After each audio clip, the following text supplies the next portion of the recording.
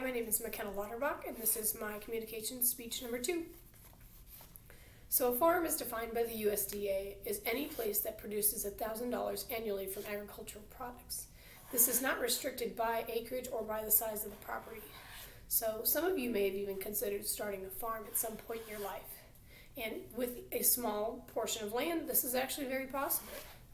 It is important to understand what amenities that your farm possesses and what kind of animals it can support to meet your needs and or wants. As an experienced farm owner, I feel confident in the information and opinions that I'm providing within this speech.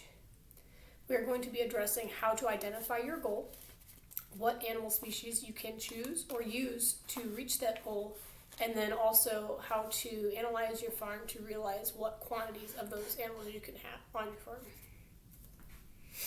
First is identifying your goal. You need to recognize whether you're going to be doing this for profit or for personal or leisure use. So for a goal for profit, you would want to see whether you want farm animals such as pigs, cows, chickens.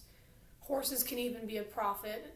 The way that you can make a profit off of horses is people will do boarding, which is where they house other people's horses and take care of them for them.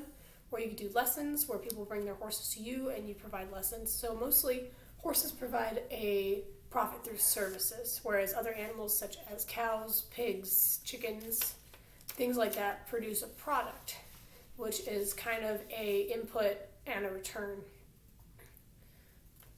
Secondly would be for leisure use or personal use. So horses also fall into this category again. People tend to have horses just for riding or personal use. So these are more of a cost and less of a profit. A lot of people have chickens for their own personal use where they'll produce just enough eggs for their family but not enough for them to actually make money off of them. Next, we would want to identify what species specifically you would want for your farm. So we'll look at acreage first.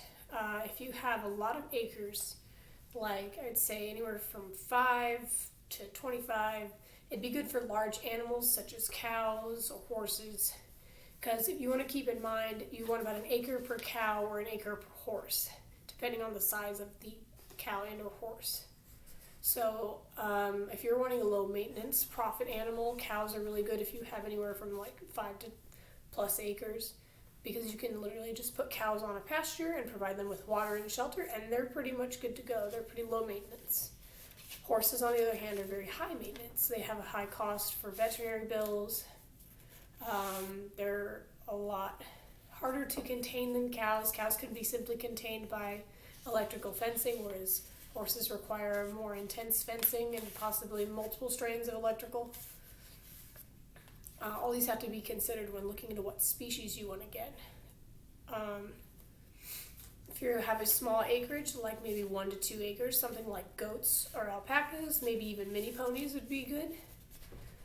Anything under an acre, I would recommend mostly just poultry or fowl, depending on how many you're wanting to look into.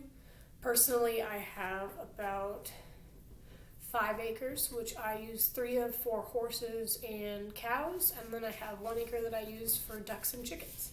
So they have their own separate spaces, but I don't commingle them because they don't get along very well.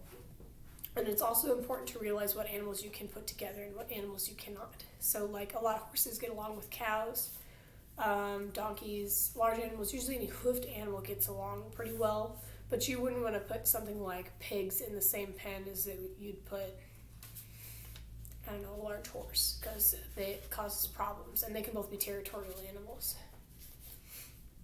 So next we're going to also look at climate for your species. If you have a really cold climate, you're not going to want to do something that is very cold sensitive. A lot of chickens get cold stress. So if you're from the far north and you have no way of keeping them warm throughout the entire year, I do not recommend chickens. Whereas if you have cows, cows are very cold hardy and they're made to be out in the cold. As long as they have shelter and water, they're pretty much good. Another thing that we're going to be looking at is how many animals can you support. So acreage, as I mentioned before, is a big factor in this.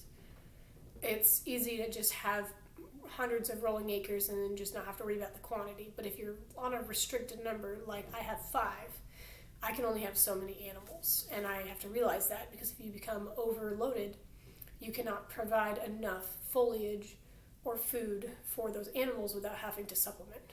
And supplement can be expensive.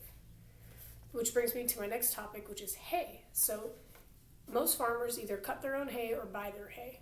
So if you have the acreage in the land for hay, it is much cheaper to cut your own and then feed it directly to your animals, which means that you have to set aside certain land to be baled for your animals, and you have to plan ahead, like how many bales are you going to need in the winter to get those animals through the winter when they have absolutely no forage and no pasture whatsoever.